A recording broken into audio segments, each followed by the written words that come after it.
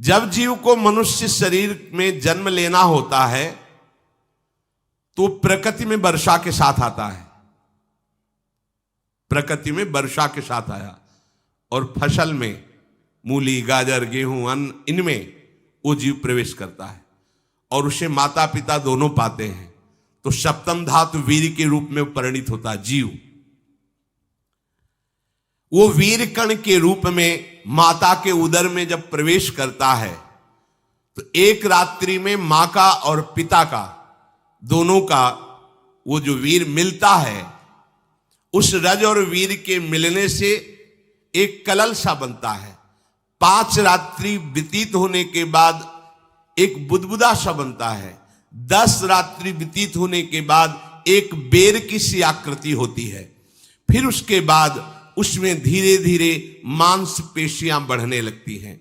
1 महीने में उसके सिर निकल आता है, 2 महीने में हाथ पांव अंगों का विभाग होता है, तीसरे महीने में नख, रोम, अस्थि, चर्म, स्त्री पुरुष के चिन्ह प्रकट हो जाते हैं, 4 महीने में मांसादि 7 धातुएं प्रकट हो जाती है, 5वें महीने में चेतना जागृत हो जाती है। जैसे अपने चेतना, ऐसे 5वें महीने में गर्भस्थ शिशु की चेतना जागृत हो गई। जीव है पर चेतना 5 महीने बाद मां के गर्भ में जागृत। अब उसे भूख लगती है, प्यास लगती है, वहां की तापमयी जलन, पीड़ा, छोटे छोटे कीड़ों के द्वारा काटना, 6ठे मास में झिल्ली से लपटा हुआ मां की दाहिनी कोख में कीड़े की तरह तड़पता है। उस समय माता को कड़वे और खट्टे पानी की लालसा होती है, जिससे उसके अंगों में जाकर भयंकर जलन होती है। यह है भोग। वो कृमि कीड़े की तरह तड़पता है। मलमूत्र के गड्ढे में बीच में झिल्ली में बंधा हुआ वो जीवात्मा सुकुमार तो होता है, वहां के कीड़े उसे नोचते हैं छोटे छोटे, वो तड़पता है। माता प्रसन्न होती कि जब बच्चा हिलता है, बोले है, उसकी दुर्गति हो रही, वहां भयंकर कष्ट पा रहा है। ऐसा क्लेश होता है कि क्षण क्षण में बेहोश होता रहता है। माता के खाए हुए कड़वे, तीखे, गरम, नमकीन, रूखे, खट्टे, यही पदार्थ पाने की इच्छा होती है माता, क्योंकि उसको भोग भोगना है। उसके कोमल शरीर में भयानक पीड़ा होती है जब माता ऐसे पदार्थ खाती है। गर्भाशय की झिल्ली में लिपटा हुआ, आंतों और मलमूत्र से घिरा हुआ सिर, पेट की और पीठ और गर्दन, ये कुंडलाकार ऐसे कंकण जैसा, ऐसी आकृति गर्भस्थ शिशु की होती है। पिंजड़े में बंद पक्षी के समान पराधीन, ना तो वो हिल डुल सकता है, ना बोल सकता है, बड़ा असमर्थ दुख को भोग रहा है। चेतना पूरी है। इसी समय भगवान द्रवित होकर उसे ज्ञान देते हैं, गर्भस्थ शिशु को, सबको। जे उसे ज्ञान होता है तो सैकड़ों जन्म के कुकर्मों से याद आते हैं, सैकड़ों जन्म के। ओहो, ये मेरे कर्म का ही फल, मैंने ऐसे कर्म किए इसलिए ये दुख भोग रहा हूं। बेचैन हो जाता है, कैसे निपट पाऊंगा, सैकड़ों जन्म के कर्म जमा है। अब महान अशांति उसके हृदय में, उस शरीर में भयंकर पीड़ा। कुंडलाकार शरीर है, हिल भी नहीं सकता है, बस कीड़े काटते, बड़ी तड़पन, बड़ी जलन, भूख प्यास की जलन। अब एक और भयानक जलन हुई, उसे स्मरण हो जाता है कई जन्मों के, सैकड़ों जन्मों के पाप कर्मों का। 7वां महीना आरंभ हुआ कि ज्ञान का उन्मेष हो गया। अब प्रसूति वायु उसे चला रही है, तड़पता है वो। सप्त धातु में स्थूल शरीर से बंधा हुआ वो जीव भयभीत होकर के पुकारता है, अगर कोई भगवान है तो एक बार मुझे यहां से निकाल दे। वो विनय करता है भगवान से,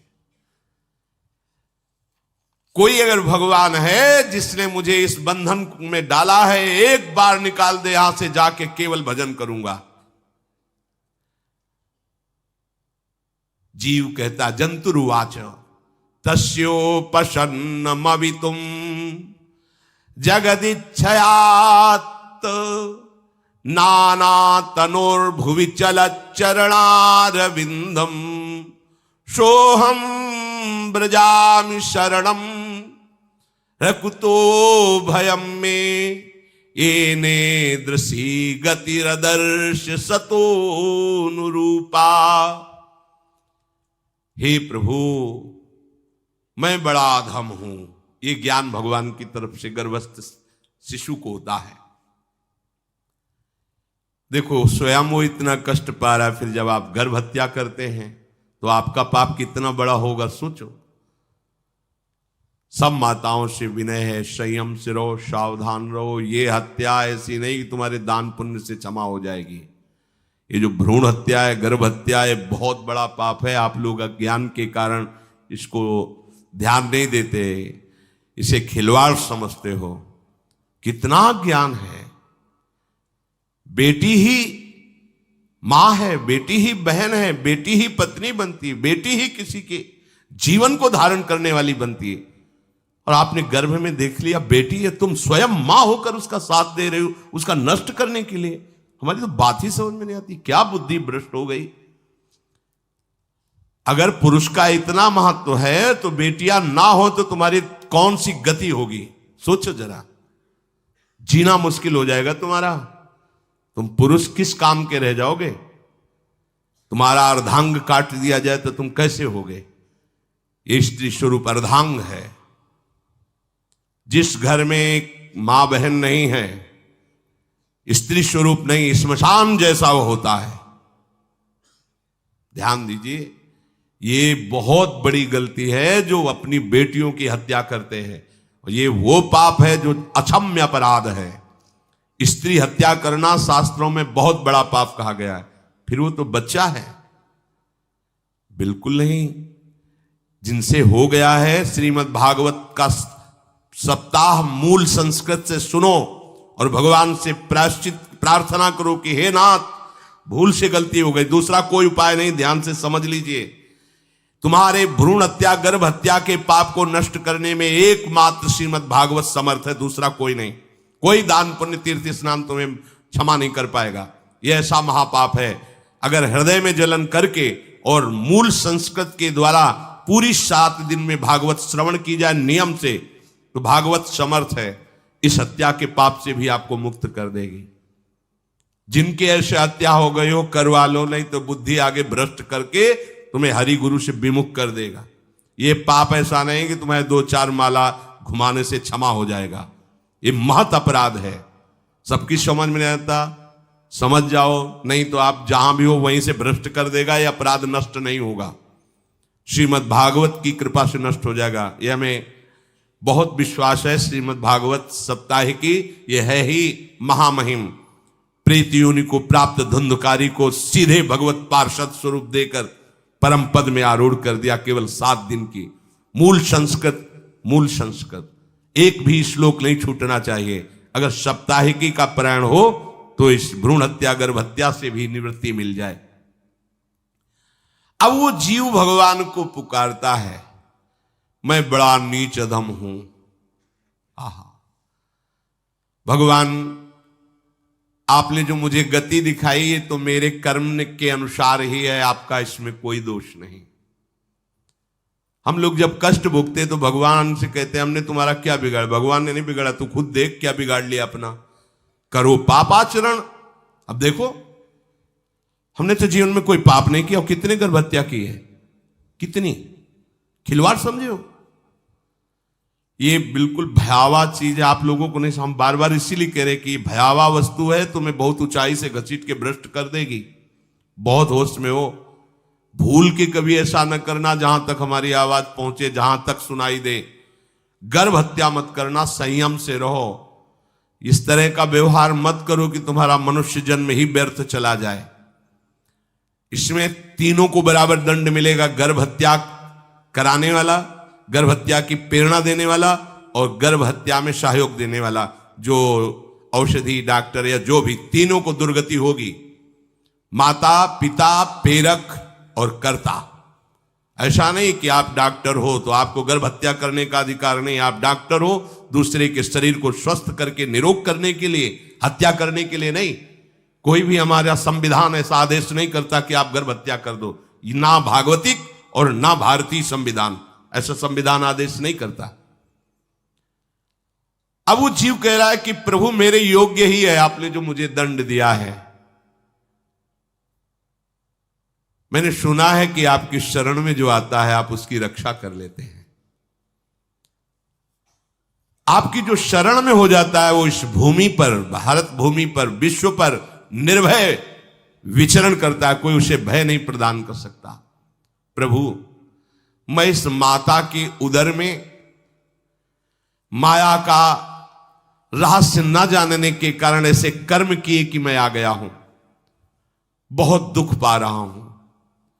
हे निर्विकार अखंड बोध स्वरूप परमात्मा, मैं बार बार नमस्कार करता हूं।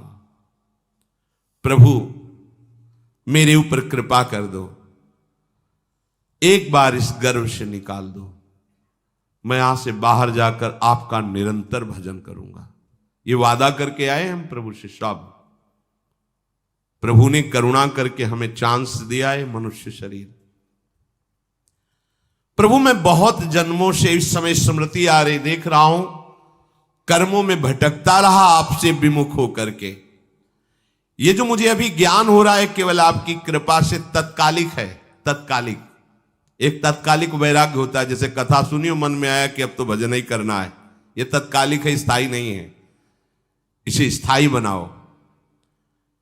प्रभु आप अंतर्यामी हो, आप सब कुछ जान रहे हो। तीनों तापों की शांति के लिए भक्तजन आपका भजन करते हैं। मैं देहधारी होकर जीव माता के उदर में मलमूत्र से रुधिर की झिल्ली में फंसा हुआ माता की जठराग्नि के ताप से जल रहा हूं।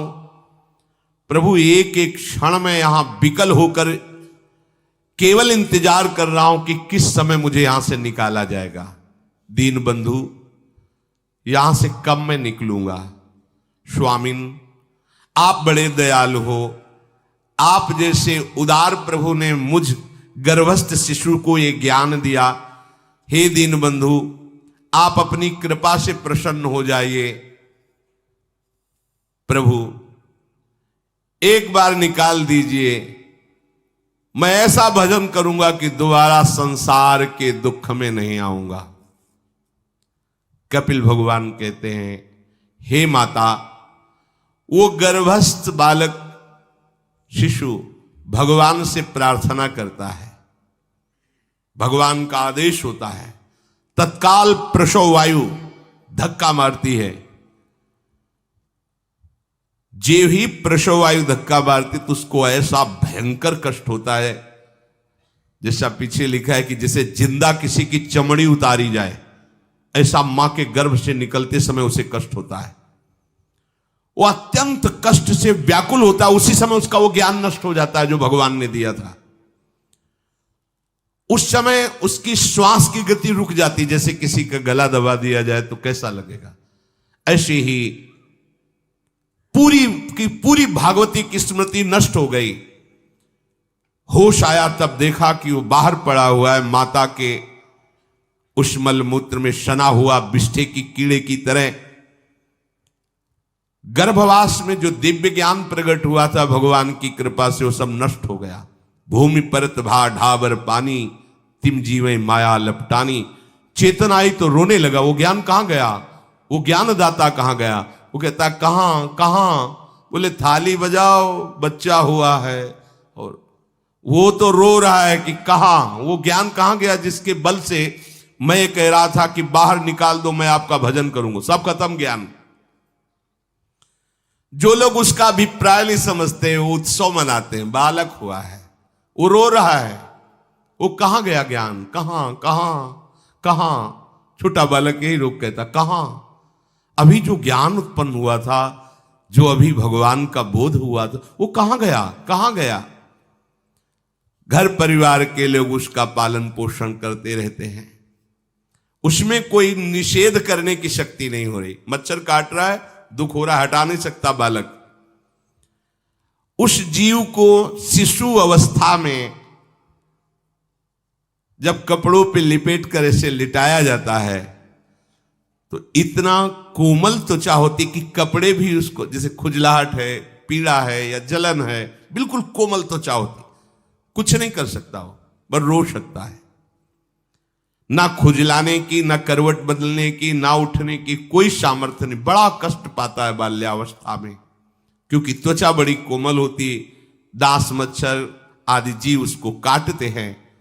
गर्भावस्था का कोई ज्ञान नहीं रहा, सिर्फ रोना ही रोना रह रहा। इस प्रकार उसकी बाल्यावस्था कटी, कौमार अवस्था आई, पौगंड अवस्था, इनमें वो खिलवाड़ में फंस गया। जैसे जैसे बड़ा होता जाता, चेतना, गुनगुना, ये कार, ये प्लास्टिक के ऐसे, उनमें मगन है। देखो ना छोटे बच्चों को, अज्ञानवश इसकी ये अवस्था कट गई। बड़े भाग्यशाली ऐसे भी बच्चे हैं जो तुतला के बोलते, उनकी मैया कहती राधा बोलो, राधा। देखो ये सौभाग्य, प्रणाम है उन माताओं को जो अपने बच्चे